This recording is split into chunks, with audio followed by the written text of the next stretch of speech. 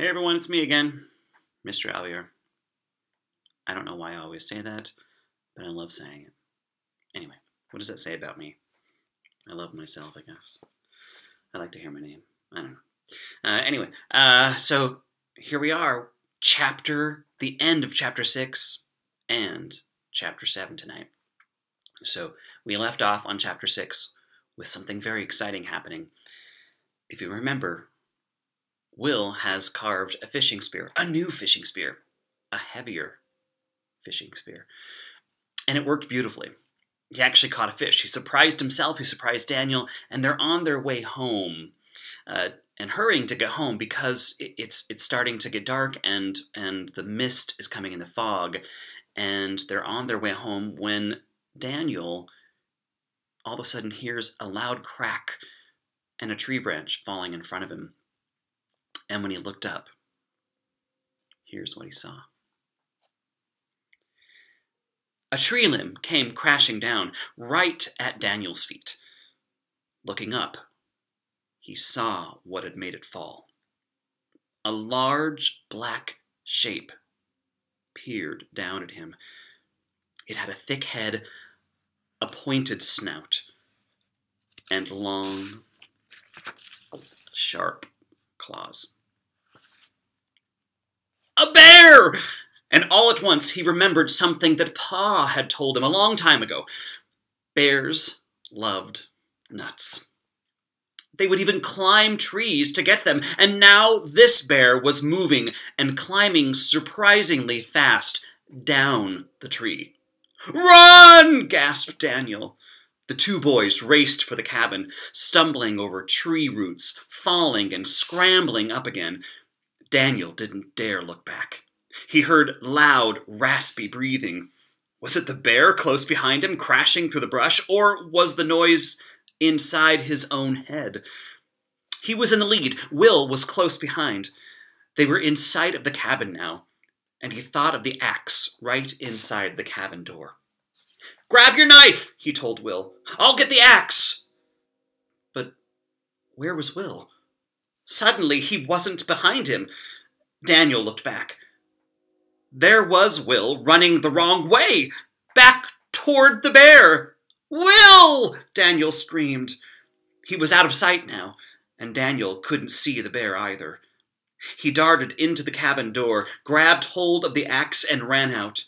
He stopped short, his knees shaking, not sure what to do.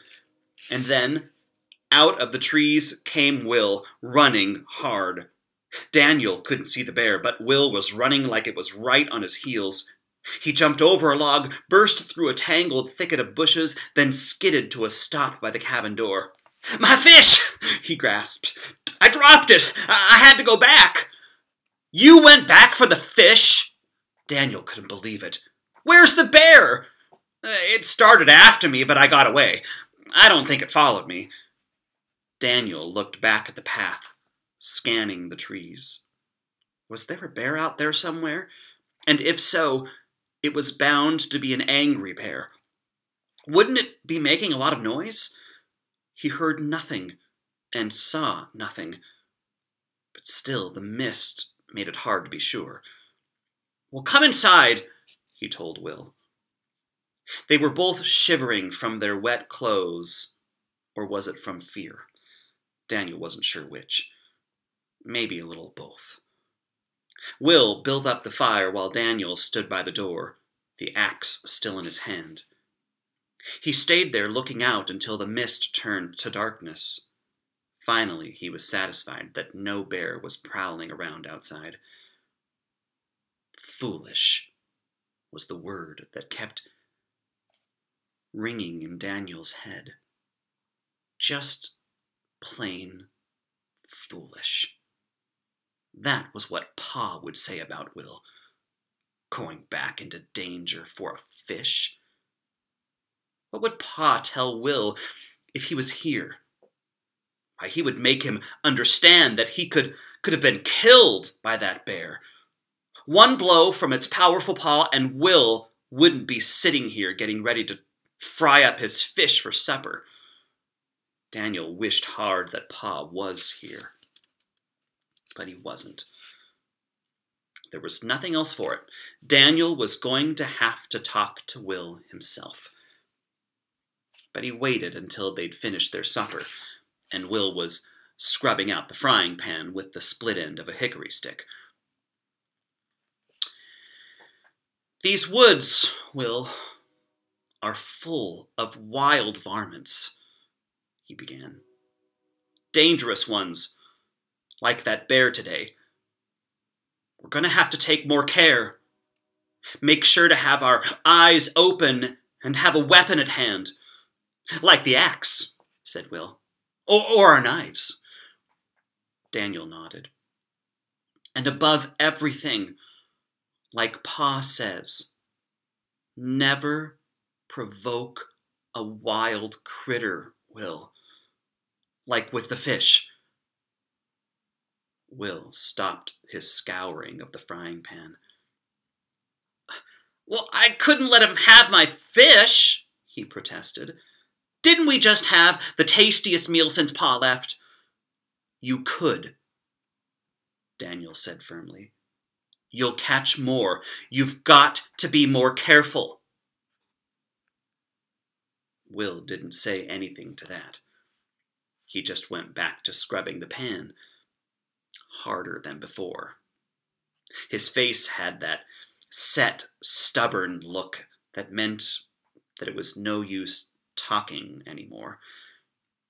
If Pa was here, he'd likely talk sense into Will with a good switchin', but Daniel couldn't do that. Maybe Will would be more careful, and maybe he wouldn't. But from now on, Daniel thought, he would have to be more careful for both of them. October. And if you think about October, you know what happens in October. Fall has definitely set in. The weather starts getting a little bit rainier and windier and colder. And if you think about Daniel and Will out there in that forest with just leaf beds and maybe a fireplace that will work and no door except for a blanket, they must be cold when it's nighttime. Must be hard to sleep. Chapter 7. Daniel woke up to a faint rustling sound. What could it be, he wondered. Was there some animal prowling around the cabin? He looked over at Will. His brother was still asleep, and likely would go on sleeping even if a wild storm raged outside. Daniel rose silently and went over to the door, picking up the axe. Since their last encounter with the bear, he always had the axe handy. Pushing aside an edge of the blanket, he peered outside. At first he saw nothing in the early morning light. No sign of any animal. Nothing out of the ordinary. But he looked up into the trees. A fair breeze had come up during the night, and the wind rattled the branches, whipping them around and stirring the leaves, making them fall. Leaves were coming down in drifts, yellow and orange and red and brown. The leaves, of course. That was the sound that he'd heard. Daniel had noticed a colorful leaf here and there the past few days. On the path ahead when they went to walk down to catch a fish. Floating on the water of the creek. On the vines wrapped tight around the tree trunks. But suddenly they were flashing red as fire. And now they were everywhere, tumbling out of the sky and skittering over the ground. Fall was really here. Somehow Daniel had scarcely noticed the change. Mornings had been cooler, it was true, These days it took till midday for the sun to warm things up, and soon he knew the mornings would be downright cold. Daniel shivered in his thin tow shirt. Setting down the axe, he went to the fireplace to stir up the coals for the breakfast. When he had a good blaze going, he leaned over to count again the marks that he'd scratched into the log. 25. No, 26. And he did a quick calculation in his head. 7 days to a week. 4 weeks would be 28 days. Why, it was going on 4 weeks since Pa had left. Why, Pa would likely be back with Ma and the entire family in just over a week's time, and he and Will hadn't even finished the chinking or the daubing, never mind the floor and the chimney that they'd thought to surprise Pa with. They had grown in the habit of stopping a little early in the afternoons to go down to the creek to fish. Will had gotten better and better with his fishing spear, and it was so good to have something to eat besides Johnny cake. But Daniel had promised Pa to have the cabin ready, and that meant at least to have the walls sealed up, and sticks cut for the chimney, and wood chopped and stacked for winter. "Will," he said, "wake up!" Will's blanket stirred. His tousled head peered up from his crumpled bed of leaves. He looked for all the world like their dog Trooper, Daniel thought. "What?" Will said. "Time's wastin'," said Daniel. "We need to get to work." Well, they did no fishing that day. Will made trip after trip to the creek, but with the bucket, not with his fishing spear. He lugged back the mud clay and handed it up to Daniel, who stood on his log chair, stretching to reach the highest logs of the cabin wall. And as he sealed the cracks, the light in the cabin grew slowly dimmer. Of course, light still streamed in through the fireplace and the open door, but Daniel could imagine how dark it would be when both of those were closed. Yep, Ma would certainly want a window or two, he thought. Maybe Pa would even bring along a pane of window glass when he came. The boys worked all afternoon until it was too dark to see the cracks between the logs. The dark came earlier now, too, Daniel noticed, especially in these woods where the sun sank quickly behind the thick wall of trees, almost like it was glad to go. Neither of them gave a thought to fishing. They were that tired. They didn't even talk. Will cracked a few nuts, and they chewed on some leftover Johnny cake. Daniel could barely stay awake while Will banked the fire. In minutes, they were both wrapped in their blankets, fast asleep. It took 3 more days to finish the chinking and the daubing, and when the work was finally done, Daniel and Will walked around the inside of the cabin, looking it over. "Looks pretty tight," said Will. Daniel agreed. Here and there a little speck of light shone through where they'd missed a spot, especially on the topmost logs where he couldn't quite reach. Well, they would have to wait to be finished off when Pa came. But all in all, he thought, Pa would be satisfied. And Ma, too. Not that this was the kind of home that Ma was used to. She'd been raised near the great city of Philadelphia, where some of her kinfolk lived in houses made of clapboard and even brick. It was a start, though. It might take him a while, but Pa would make this cabin as comfortable as the farmhouse that they'd left behind.